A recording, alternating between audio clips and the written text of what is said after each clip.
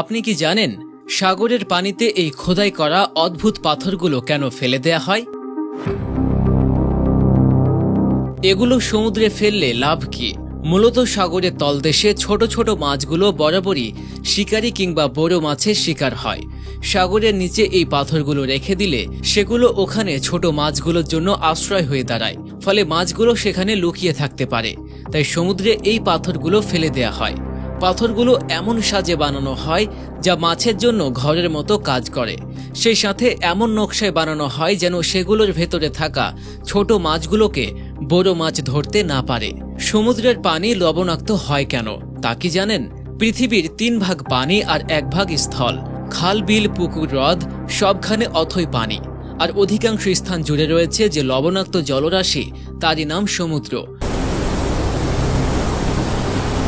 তবে কখনো কি মনে প্রশ্ন জেগেছে, অন্য সব পানির উৎস বাদে কেবল সমুদ্রের পানি কেন লবণাক্ত?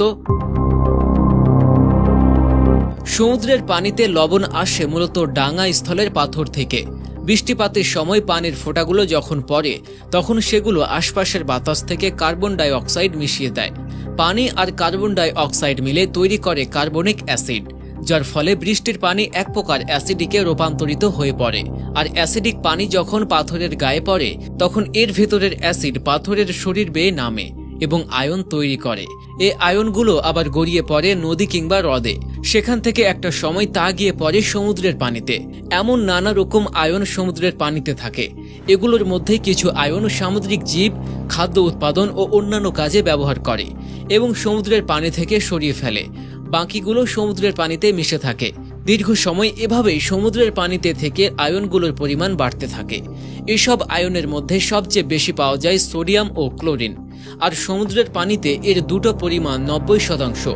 মূলত সোডিয়াম ও ক্লোরিন লবণাক্ত, ফলে এই দুটো মৌল একত্রিত হয়ে তৈরি করে সোডিয়াম ক্লোরাইড, যাকে আমরা লবণ বলি। আর সমুদ্রের পানিতে সোডিয়াম ও ক্লোরিন আয়ন দিয়ে তৈরি হয় লবণ। আর এই দুটোর পরিমাণ অনেক বেশি হওয়ায় সমুদ্রের পানিতে লবণের পরিমাণ অনেক বেশি। এজন্যই সমুদ্রের পানি লবণাক্ত এবং তা থেকে প্রচুর লবণ উৎপাদিত হয়। এখানে আরেকটা প্রশ্ন ওঠে, নদীর পানি কেন লবণাক্ততা হয় না? নদীতেও তো অ্যাসিড বৃষ্টি হয়। বিভিন্ন খনিজ পদার্থ বা পাথর গলে লবণ থেকে মেশে নদীর পানিতে, তবুও নদীর পানি মিষ্টি।